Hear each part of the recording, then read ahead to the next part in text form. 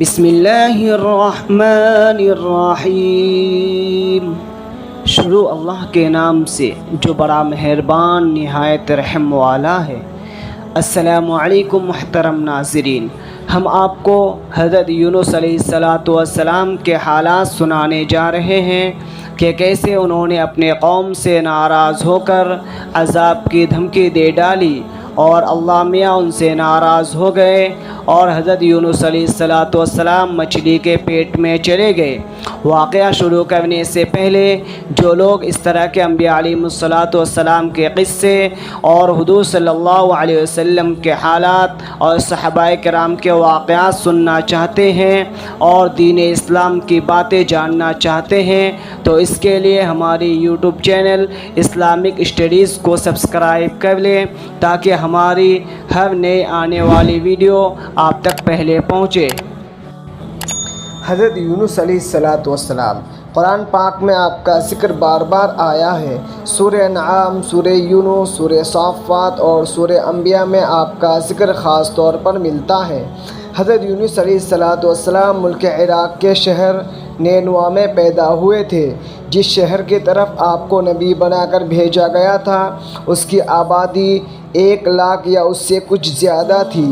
آپ بھی لوگوں کو بت پرستی سے منع فرماتے تھے اور ایک اللہ کی عبادت کی تعلیم دیتے رہے، برائیوں سے منع کرتے اور اچھائیوں کی ہدایت کرتے۔ اس بات سے آپ کی قوم آپ کی دشمن ہو گئی۔ آخر قوم کی بار بار مخالفت سے تنگ آ کر آپ نے فرما دیا کہ اب اللہ کا عذاب تم پر آ کر رہے گا، اور یہ کہہ کر دریا کی طرف چلے گئے۔ ایک کشتی جانے کے لیے تیار تھی، اس پر سوار ہو کر روانہ ہو گئے۔ جب کشتی بیچ دریا میں پہنچی تو رک گئی۔ ملا نے کہا، اس کشتی میں کوئی غلام ہے جو اپنے مالک سے بھاگ کر آیا ہے، جب تک وہ نہیں اترے گا کشتی نہیں چلے گی۔ قرعہ ڈالا گیا تو آپ کا نام نکلا۔ لوگوں نے زبردستی آپ کو دریا میں پھینک دیا۔ اللہ کا کرنا ایسا ہوا کہ ایک مچھلی دیر سے منہ کھولے کھڑی تھی، اس نے آپ کو نگل لیا۔ لیکن حضرت یونس علیہ السلام برابر اللہ کی پاکی اور بزرگی بیان کرتے رہے۔ اگر آپ اللہ کی پاکی اور بزرگی بیان کرنے والے نہ ہوتے تو قیامت تک مچھلی کے پیٹ میں رہتے، مگر اللہ میاں بے حد مہربان اور رحم کرنے والے ہیں۔ وہ ہر توبہ والے کی توبہ قبول کرتے ہیں اور ہر پناہ چاہنے والے کو پناہ بخشتے ہیں۔ حضرت یونس علیہ السلام بغیر اللہ کی مرضی کے بھاگ آنے پر شرمندہ تھے۔ اللہ تعالیٰ نے ان کو معاف کر دیا۔ عاجز آ کر اندھیرے میں پکار اٹھے، لا الہ الا انت سبحانک انی کنت من الظالمین۔ اے اللہ، تیرے سوا کوئی عبادت کے قابل نہیں، تو پاک ہے، میں نے اپنے اوپر ظلم کیا۔ اللہ تعالیٰ نے ان کی دعا قبول کی اور غم سے نجات دی۔ مچھلی کے پیٹ سے نکال کر میدان میں ڈال دیا اور اس پر ایک بیلدار درخت اگا دیا۔ حضرت یونس علیہ السلام کے اپنی قوم سے روانہ ہونے کے بعد اللہ تعالیٰ نے ان پر ایک بڑا سخت عذاب بھیجا، لیکن جب قوم نے دیکھا کہ عذاب آ رہا ہے تو وہ سب جنگلوں میں آ کر اللہ سے استغفار کرنے اور توبہ کرنے لگے۔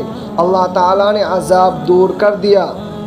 حضرت یونس علیہ السلام اچھے ہو کر دوبارہ قوم کے پاس آئے تو یہ لوگ ان کے انتظار میں تھے۔